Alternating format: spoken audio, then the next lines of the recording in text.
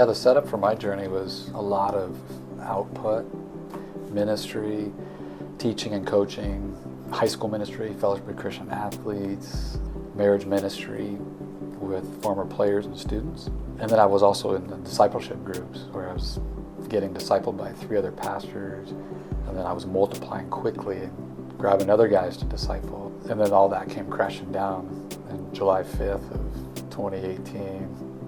Pretty much just walk into a hospital and just say, hey, I'm dying. They take you in, and 44-year-old, you're in great shape, and there's nothing wrong.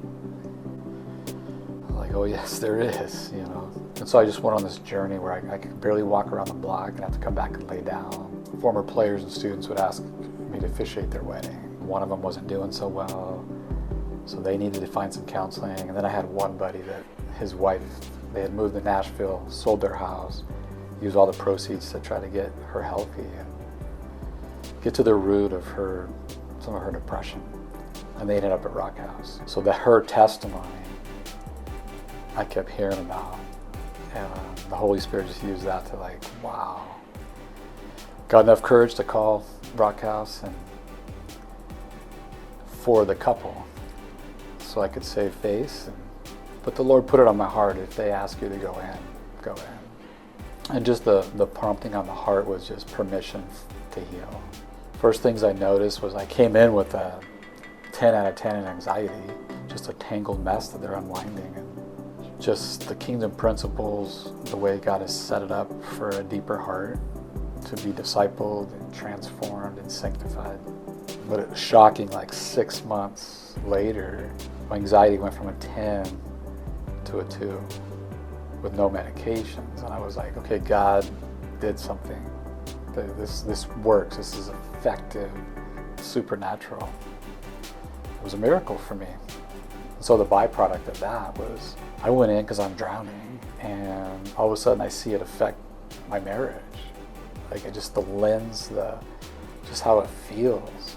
And then even raising boys, my parenting, like the byproduct of me going on that journey, I still can't count all the treasures from it. It's miraculous.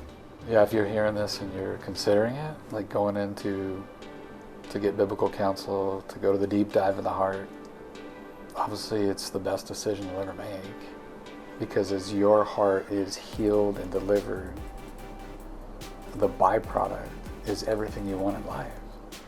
But it takes, the enemy's at work, and it takes some courage to make that call.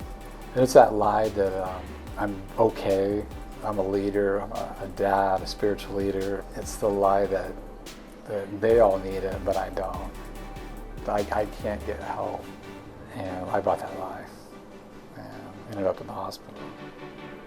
So just that permission to heal, like permission for a season to see what God has more for you inwardly is the deepest richness you'll ever feel.